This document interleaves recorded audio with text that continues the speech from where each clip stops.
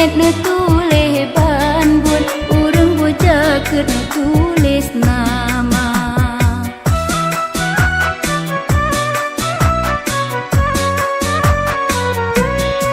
Bak langit kefan sinan tersebut, urang bojakeut nekeun kariman. Langit kedua menan tersebut, urang bojakeut nekeun jawadan.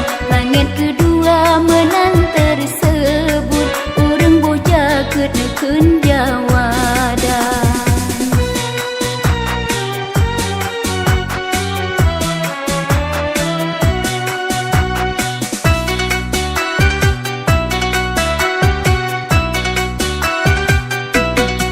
Temayang kule menan lon jawab, urang bojakeut nekeun mutian. Tutule baran teman yang kepet, yang kelimong jeut nan jima fugan.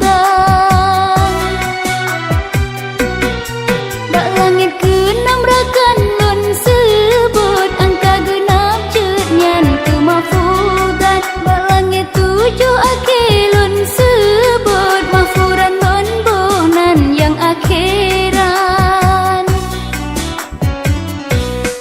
Katujuh bonan urang bojakeut, menan tercantum wahe erakan. Cukup lebihan yang temboh jakeut, raya keban bufahlah bak Tuhan. Cukup lebihan yang temboh jakeut, raya keban bufahlah bak Tuhan.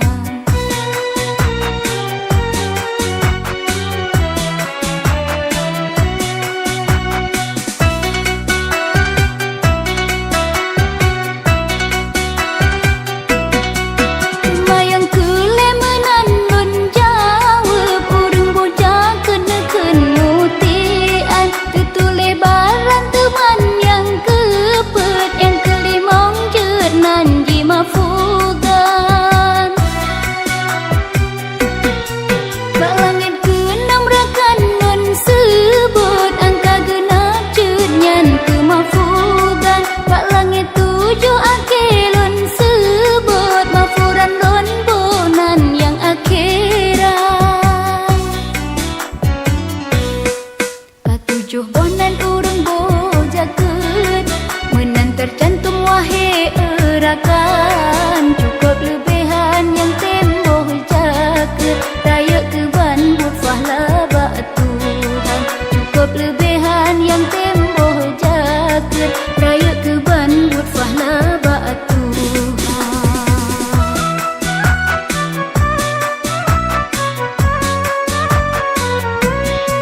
Si gerang kasa yang temboh jakeut, Maulana sebut di dalam sabda